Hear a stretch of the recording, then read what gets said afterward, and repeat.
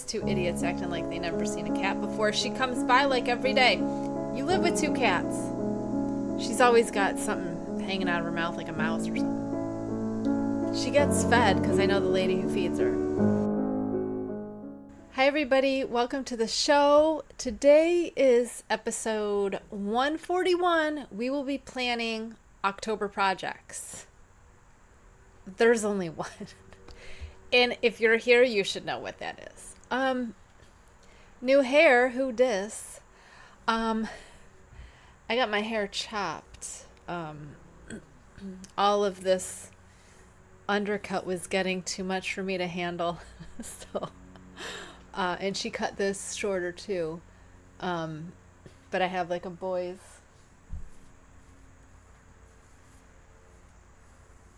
little boy's cut underneath. I was like, don't go shorter than this, because this is where we're grown out right now, right here. So by April, I'm counting on being here, and then I'm getting a bob. I'm hoping for a bit of an angled bob. I'm hoping to at least be here, and if not, we'll keep growing until it gets there. I've actually had my hair probably about this short 12 years ago. I know it was 12 years ago because it was in my Facebook memories that I cut my hair off after a bleach incident when I didn't know as much about bleach as I do now. And all my hair had to go. It just all had to go. And I had short hair for the first time since I was like 12. And I was I hated it. I hated every moment of it. Absolutely hated it. But within 2 years, my hair was back down to here. So I'm like, if I'm here right now, in 6 months, I don't think I'm going to have any trouble getting here. Because by 2 years, my hair was back from this. Maybe even shorter. To here. 2 years. So 6 months, this is like halfway. This is only 3 months, I think. About 3 months of growth.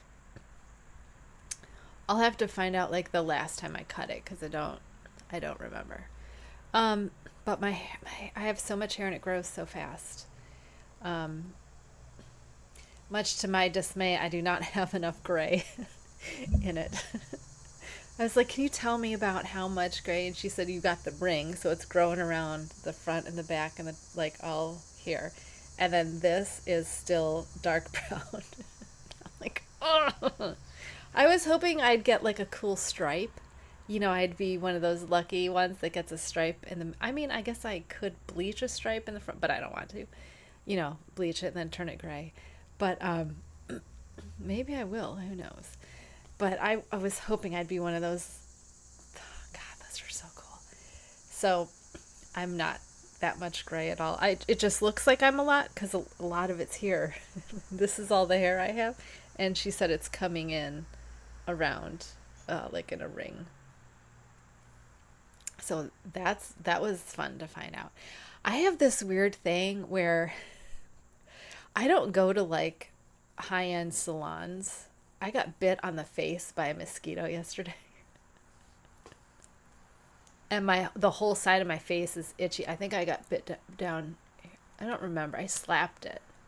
And then it swelled up immediately.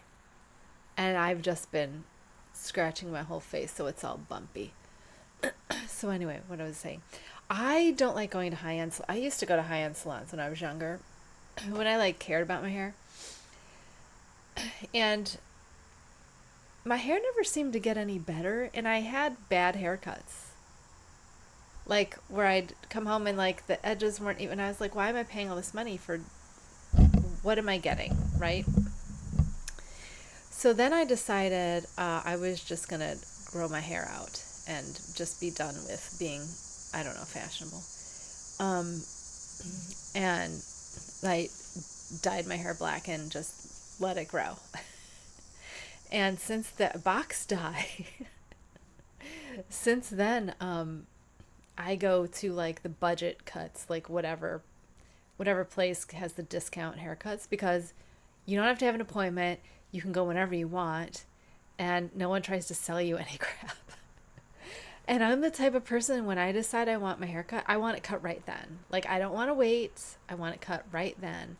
And I'm also the kind of person that I have haircuts that don't require upkeep. So, because I just let my hair grow and do what it wants. So it doesn't have to be cut. It can be cut once a year if I want to shape it. Or I think before this, the last haircut I had was pre-COVID. So it's been like 3 years since I'm trying to remember. And one of my friends got married before COVID, and I had my hair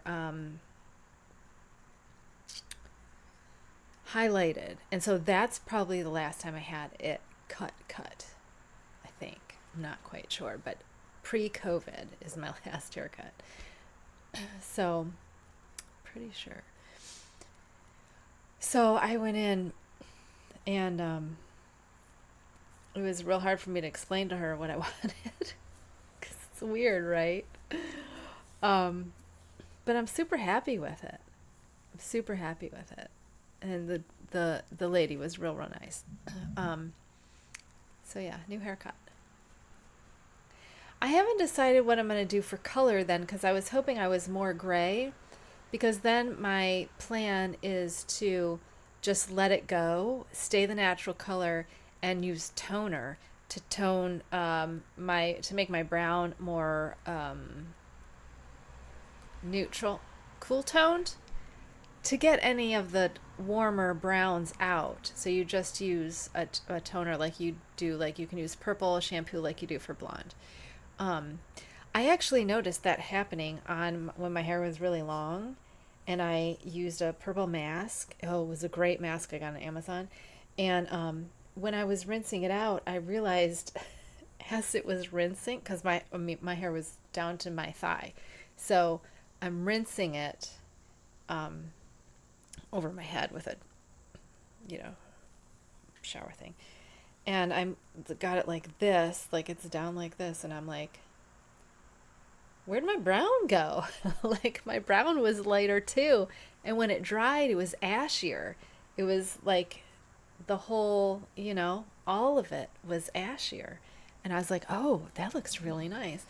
And then when I saw someone on YouTube saying you can apply that principle to gray hair.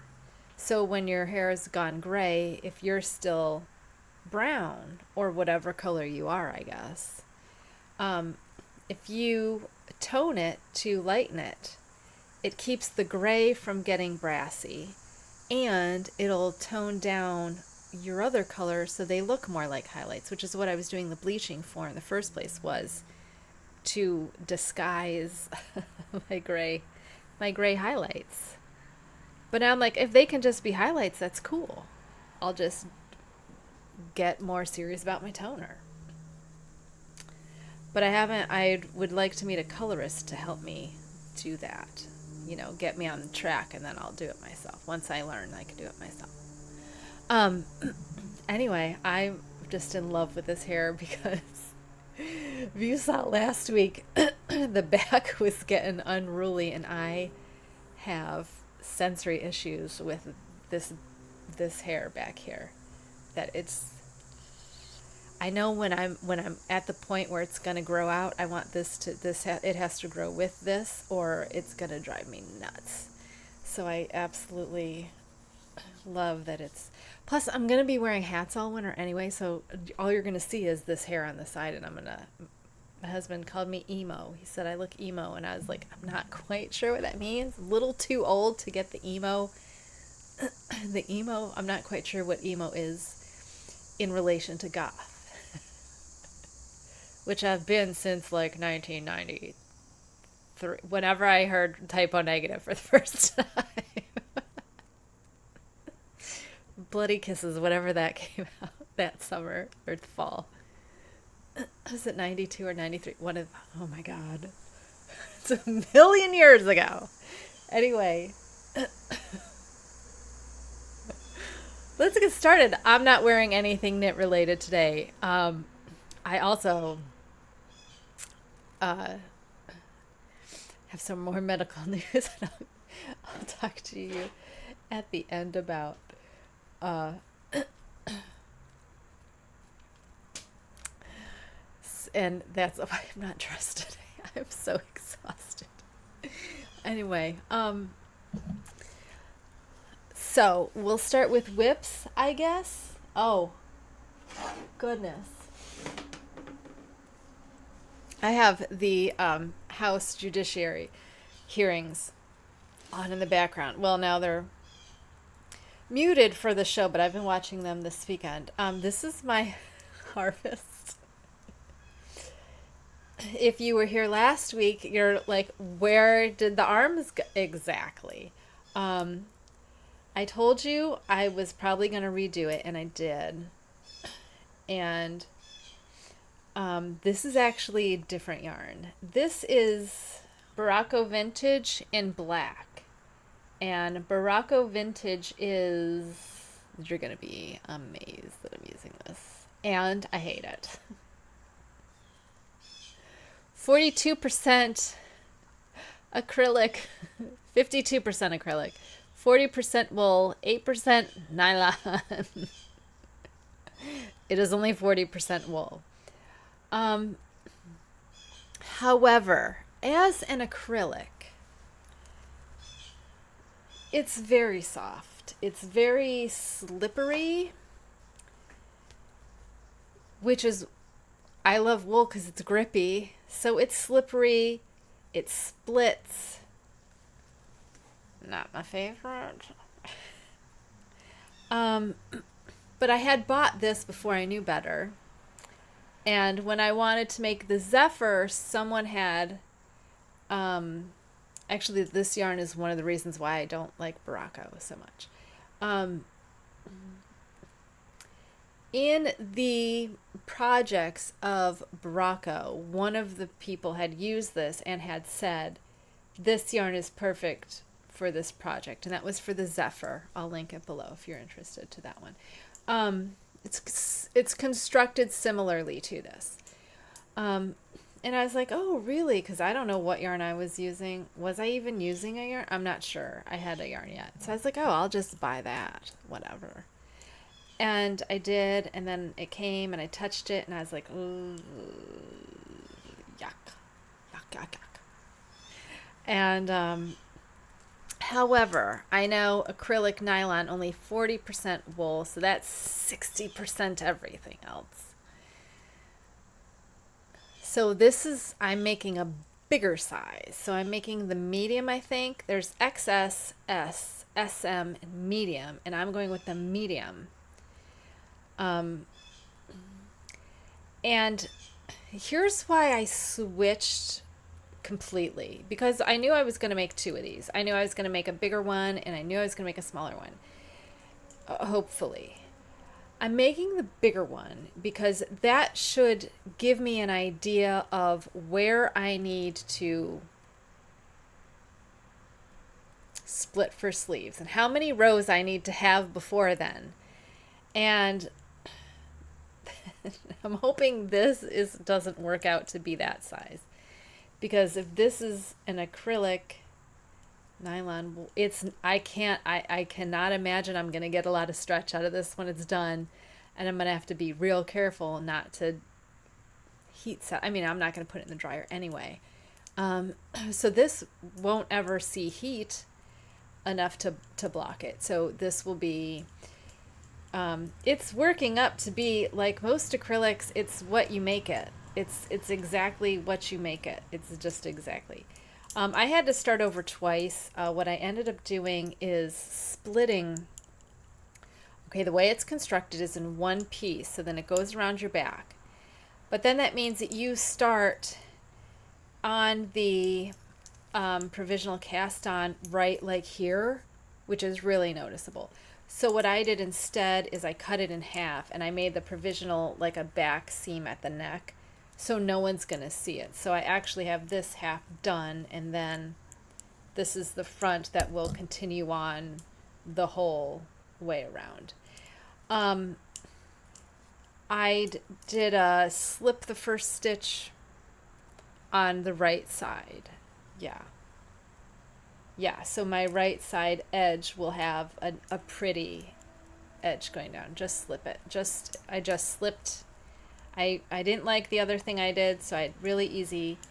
Slip it purlwise, and then on the return pass, you knit it. So however you work your last stitch of the previous row, you're going to do the opposite at the beginning of the next row. So because I'm knitting the last stitch, when you flip around, you slip purlwise, and then put your yarn to the back, and then continue knitting or whatever you're doing.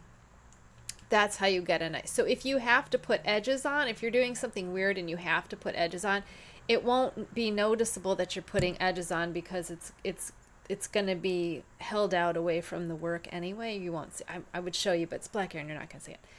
But if you just add 2 stitches, one on each end, and just work them that way, you can. I go by whatever the pattern is. Like sometimes it's easier to purl the last stitch and then slip knitwise the first one. So whatever's easiest to my pattern. There are some that it's not easy, and I just knit the last one and slip purlwise. Does that make sense? If you go to the I Knit with Cat Fur video in my recommended playlist, my playlist of recommendations, she'll explain it in more detail, I'm sure, because that's who taught me that. So I trust her to explain it to you too. So I have a bit more to go here. And then I worked on this all weekend. I worked on my experiments for part of the weekend, and then I was like, oh, I should probably restart this. And this is as far as I got, because I did it and then I didn't like it and I redid it. So hopefully this is the last time we have to redo this part, right? Like, oh my God, I had to restart it 3 times.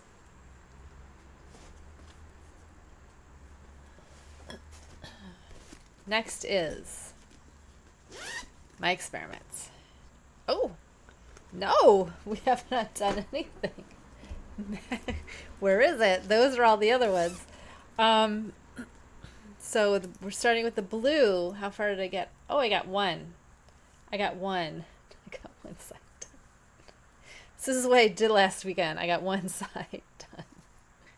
I was like, because these don't have to be done till spring, right? I'm like, why am I like burning myself out making these? And I'm like, you need a sweater. You need the cardigan more than you need any of these. Like, come on, you get that cardigan going. So I got one done, and then I was like, hey, let's do the cardigan. So this is going to be on the back burner for a little bit. So when I'm not quite sure, because I really want to get that cardigan done. I'm running out of time because of what we're doing next month, and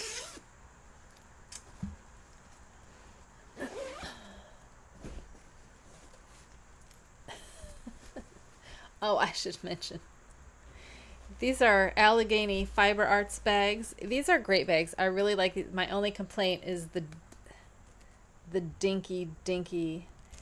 Like when I show you the difference between the squirrel, here, let me take this off here. Fat squirrel's fibers, the difference. Get around my microphone.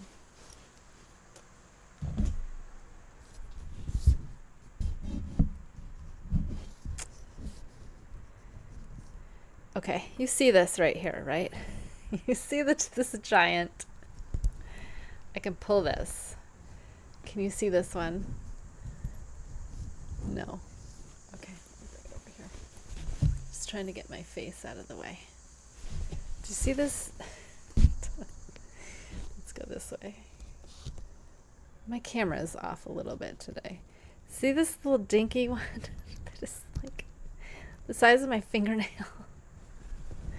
Like the difference in how huge this is and how tiny this is. Like, I have arthritis, okay?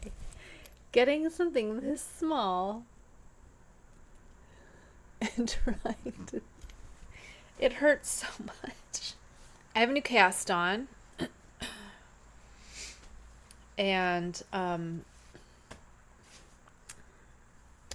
going to show you quickly here because I'm going to start it today. But because I already had a topic for today, which is next month, I could not give you a surprise dye project. I did a surprise dye project yesterday. So our next open, which is in 2 weeks, next week is end of the month, finished items. I don't know what there's going to be. But then the one after that will probably be a surprise dye project. And not so surprised now because I just told you I just ruined it. But I'm going to show you the colors real quick. And then in 2 weeks, I'll show you how I did them. Tell you how I did them. So this is a new test knit for Katie DeGraff. I've done 2 other test knits. This will be my 3rd test knit. It's a cowl. And we needed 1 skein of DK and 1 skein of mohair. Actually, you need a half skein of mohair. This is 50 grams. You only need 25. But my skeins are in 50s. So I was like, I wasn't going to... Oh my God. Can you imagine rescanning a... No, no thanks. This is like sticky. It's like spider webs. It's so sticky. So I wanted charcoal, and that's what I got. Charcoal. Not quite black charcoal. And then I wanted an icy lavender color. And this is what I got. Icy lavender. And I wanted to show you this because I love the way mohair, it comes like it comes folded up. So you get it and it's folded up like fold this way and this way. So it comes thinner. It's all folded up. And what I like to do is I unfold it. Like you can dye it that way if you want to. But I like to unfold it. So then you have like this much to work with. And the only thing you have to make sure of is your ties, because you have figure 8 ties here, and that keeps the yarns all going in one direction, in the same direction. So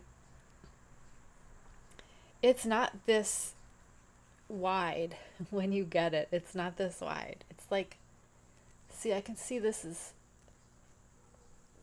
folded in, and then this is folded in. So it's like this. But I like to unfold it so you get all of that.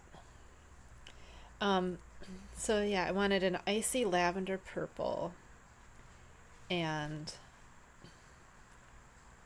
a charcoal. And I think I did it. I think I did it pretty well. I think this is going to look great with my skin tone. Very excited to start this cowl. I'm starting this today. When I'm done here, I'm gonna take a little break from the harvest and get this started, because this has to be done before the MKAL starts. So I gotta, she just emailed me the new version, so I gotta put that on my knit companion. And then, oh my God, how gorgeous does that look? I gotta take a picture of this. How gorgeous does that look? My goodness. Oh my gosh. I am amazing. Amazing. That's gonna look so good. So happy. Okay.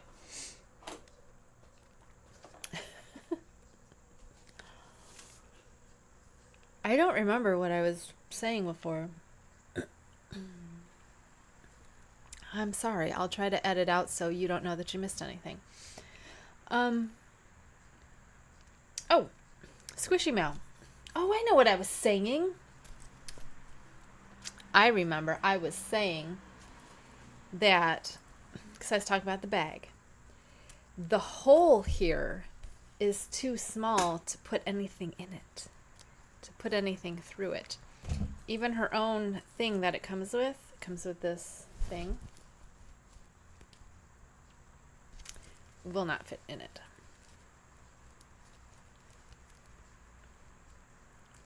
Does not fit in it.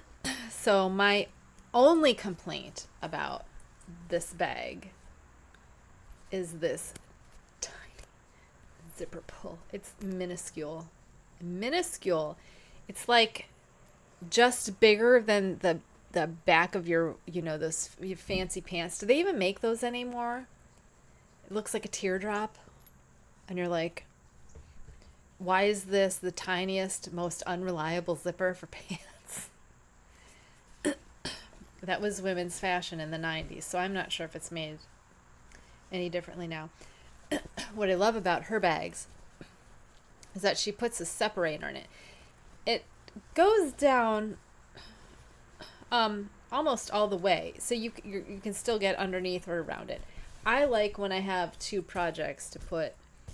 Actually, I do mostly this bag I bought specifically for doing Lola sweaters. So one side is going to be a 50-gram ball, and then the other side is going to be the sweater itself, which I really don't need one first because I typically do them in one sitting. They take me 8 hours to make.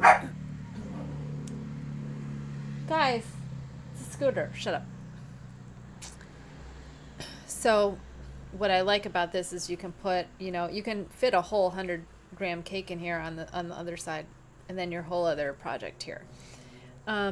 Sometimes I'll put a 2-skein project in to keep them separated, but you might not have room. If you have other stuff in your bag, you might not have room for your project then. This one has unicorns on it. I got this when she did a trunk sale at my local yarn shop, and I got to meet her. I wish I had been like, this is my only complaint. They are really well made. She does something to the top that is different than last week. I was showing you the Fat Squirrel Fibers bags. She does something different, and I don't know what it is, but the zippers stop with this thing, which is then inserted in here, and she does that on both sides. So the zipper and the end are this rectangle bit of fabric that is then sewn into the top and side of the bag. I don't know what that's called, but again, I love that extra. So that's why I don't buy a lot of zipper bags if the zippers aren't somehow tacked down. Either way works for me. Right. That is what I was talking about, right, was the zipper. And then I had a cough attack. Okay. Gotta write this down. Not so squishy mail.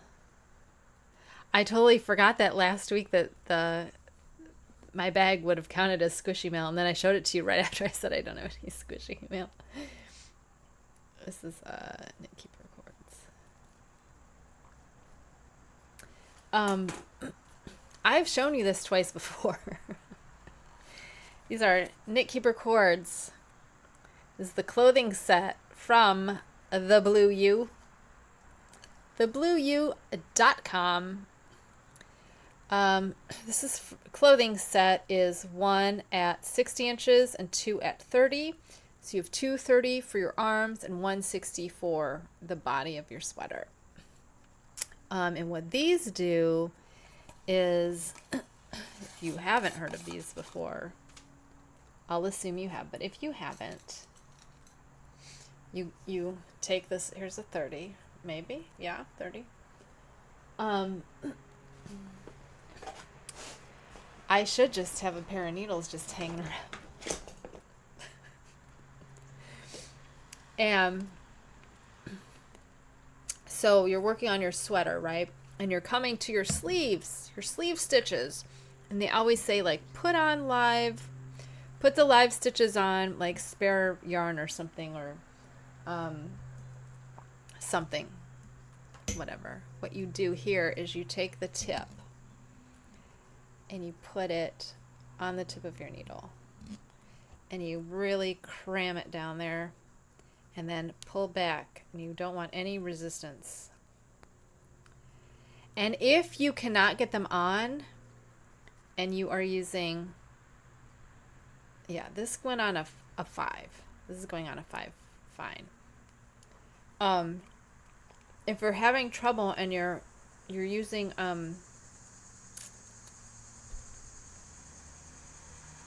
what is this word? A set where the needles and these come off. Why can't I think of the word for that? All I can think of is convertible, and I'm like, that's not what it is. You can try a smaller size needle if you can't get this to work.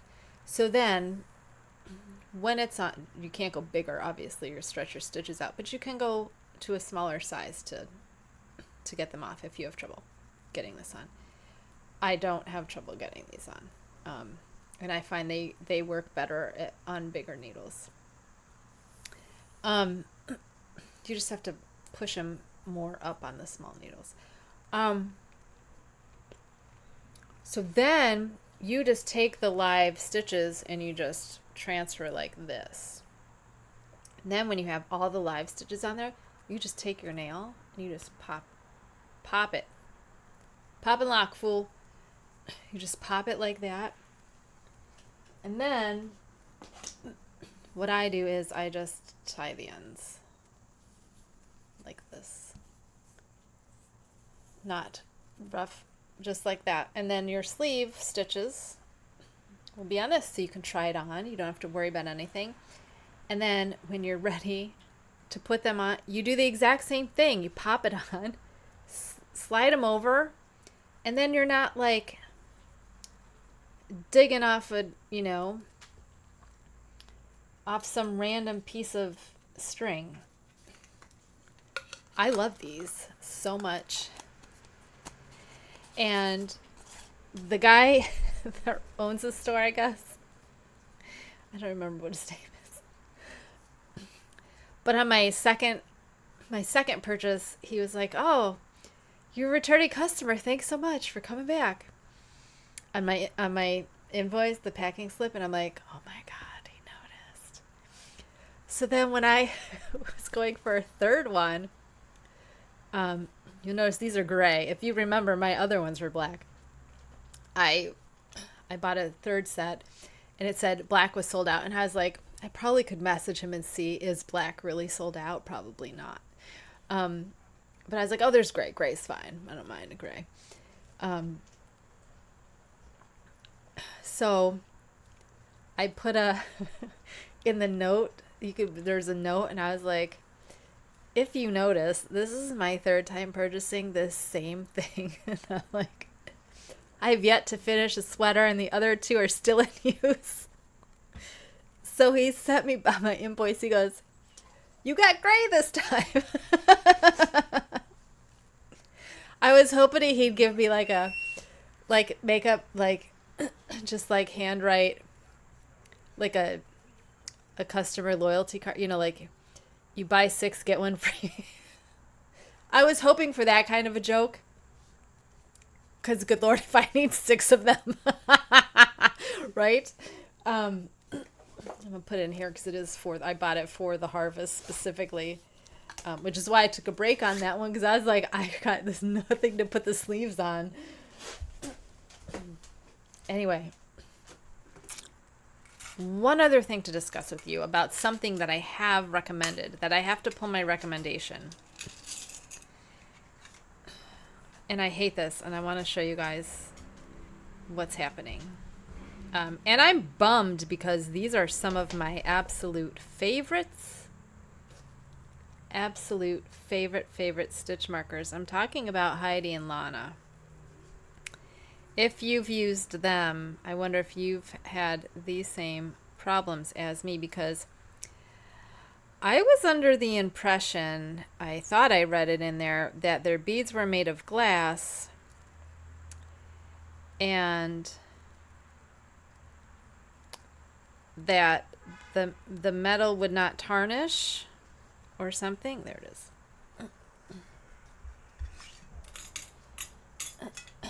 And there was no instructions for any type of special care or anything to be taken. What? You're fine. For that. So, I mean, I don't get them wet. It's normal knitting use from what I can tell. I mean, I don't think I do anything that anybody else doesn't do. So my problem here is one of them. I'm going to show you this one real quick so I can get back. Is starting, I don't know if you'll be starting to, oh yeah, you can. Is starting to tarnish right here. And you can kind of see, well, you could. Maybe if I put you on something light.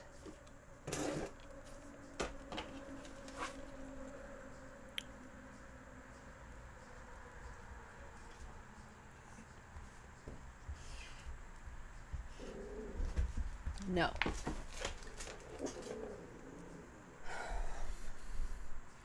There, you see my hand? Okay.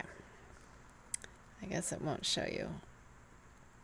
I can see it. I don't know if you can see it, but all on the inside of the ring, and I can feel it too with my finger. All of this, all around the ring, is tarnishing. It's like little specks of copper, maybe.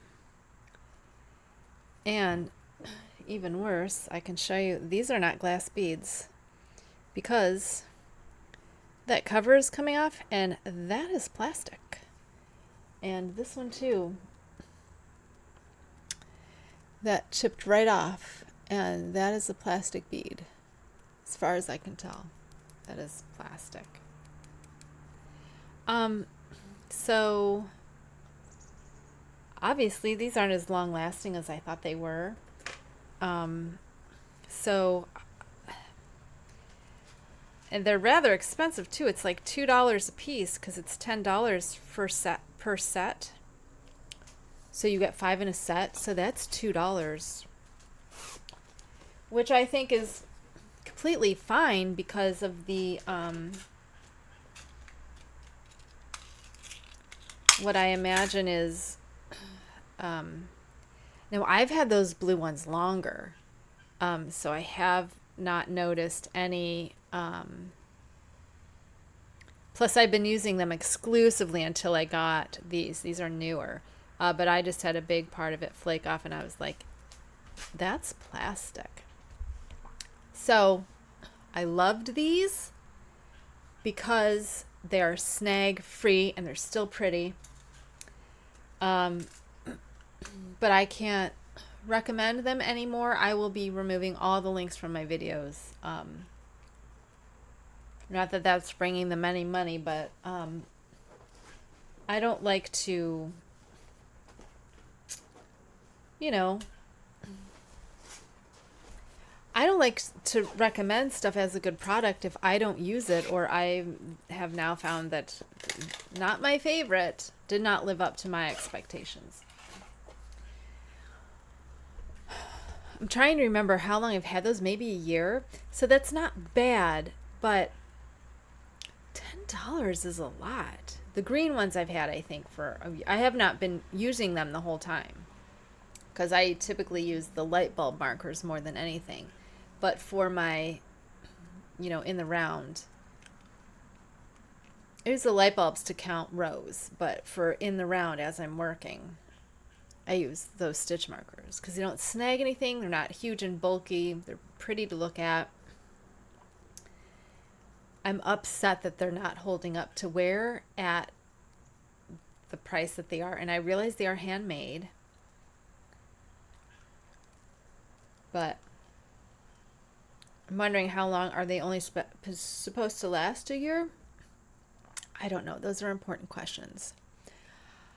I just don't feel comfortable recommending them anymore. So I love I love everything about them except for the plastic bead falling off, and then the tarnish. Like, then what am I buying? It might as well just be copper and a clear plastic bead in the first place. Then what am I paying for? I'm not paying for pink beads, right? I don't know. I'm not paying for rose gold finish, right? I don't know.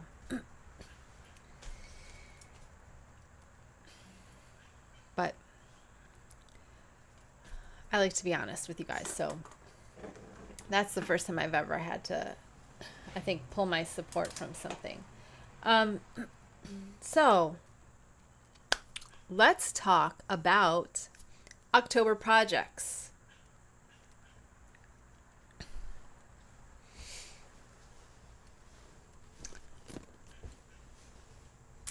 We all know what October is, right? October is MKAL time. So I have not decided on my colors yet because I have not been back to the LYS to so I was hoping to do Sweet Georgia yarns, Tough Love sock. This is my favorite. This is called Ultraviolet, and it is a dark, dark, dark purple. It is different shades of purple. There's like royal, some aubergine, not really a black. The black looks like a bluey purple.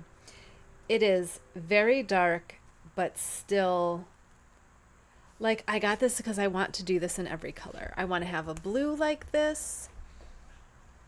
I want to like have any deep color, maybe a burgundy, get a burgundy like this, where you can get different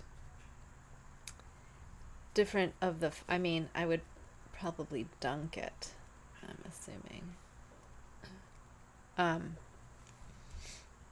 But just, I love this color so much. Close to it is one called Evening, which may have been renamed something else. It's similar, blues and some, looks like some pinks in there. Blues and some pinks. More tonal than the other one, more tonal. And then I got, this is called Huckleberry. It's pink and blue tonal. Not quite the same. This is like a greeny teal with the tonal, and then a lavender. And they're not terrible. There is enough contrast between all of them to work. I don't know which one, if the pink would be first or I think it looks better this way than this way. Maybe. I'm not sure these two go with this is my problem. I'm not sure those are, you know, are exciting me. I'm just not sure. So the one I'm wanting to do more than that one is Sheepjes. Remember, we learned to say Sheepjes, and it's the white label that you can't. Oh, what if I pull it back? Can you no, okay, you can see this one. Ah, no, you can't. It's the Sheepjes Sheepjes. So I have a charcoal, a burgundy-ish, and a pink-ish. And where my problem is this purple. Don't like this purple. I'm just going to put it here.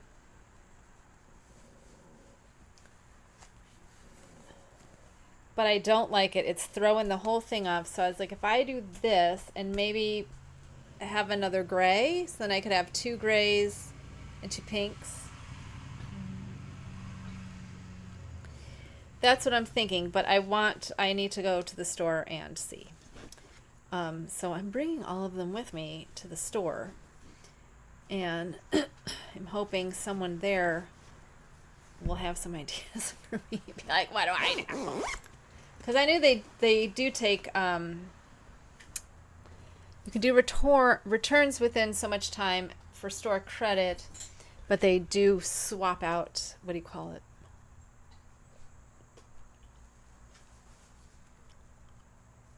What do you call it when you swap it out? You know what I mean, right? Return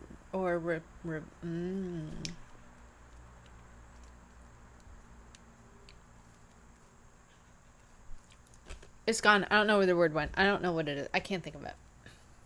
I have no product in my hair, so it's all over the place. I just got it cut last night, and then I got up this morning. I was like, it looks cute. I don't really want to wet it and put stuff in it.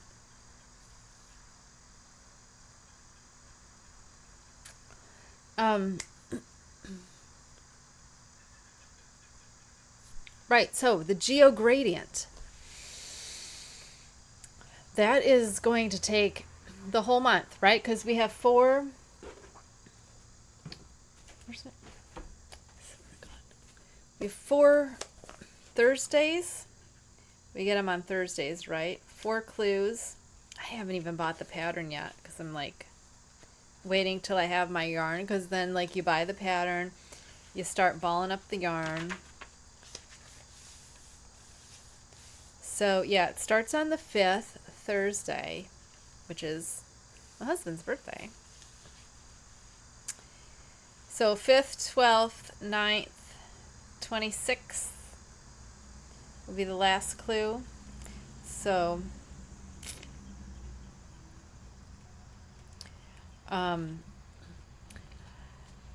now with shawlography, I was able to do some, let's see what I was able to do, because it'll have what was happening back then. Okay, last year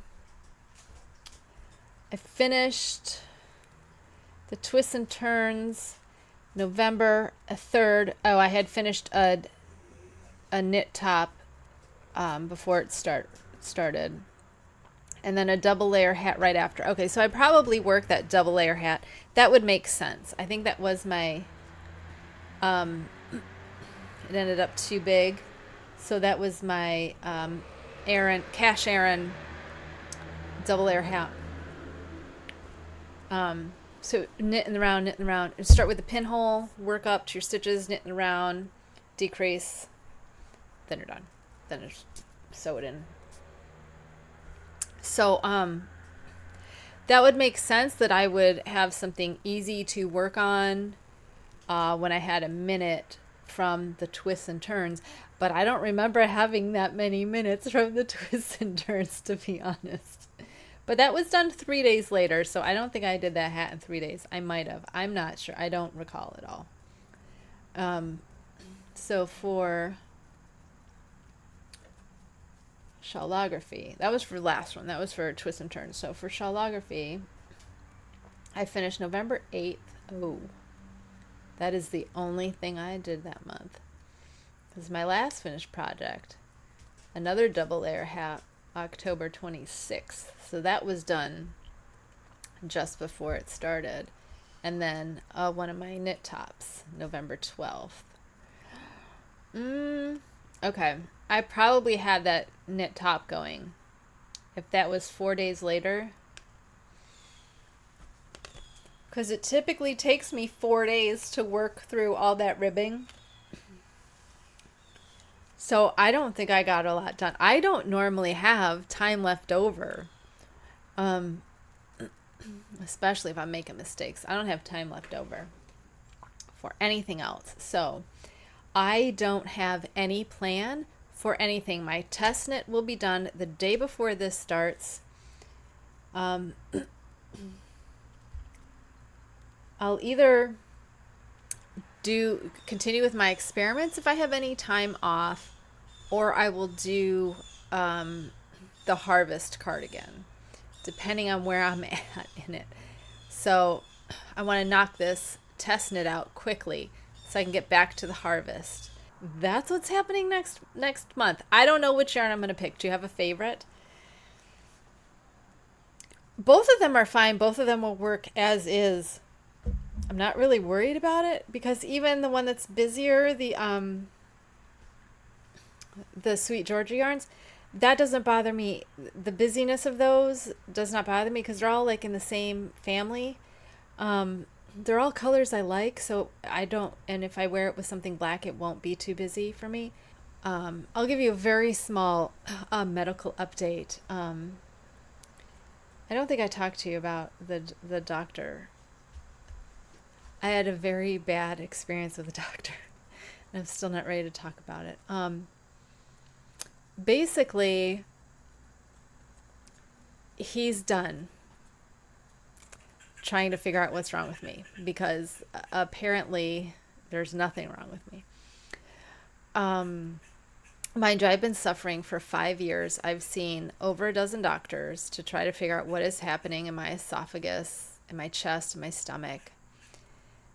No one has. I keep doing these tests. This new doctor wanted me to redo tests I had already had, and if I didn't do that, then that was what he recommended, and if I didn't want to do that, I could go see another doctor. And I'm like, that's great. I've already invested $800 in you, and you have nothing to, like, I've already done these tests. I shouldn't have to redo them.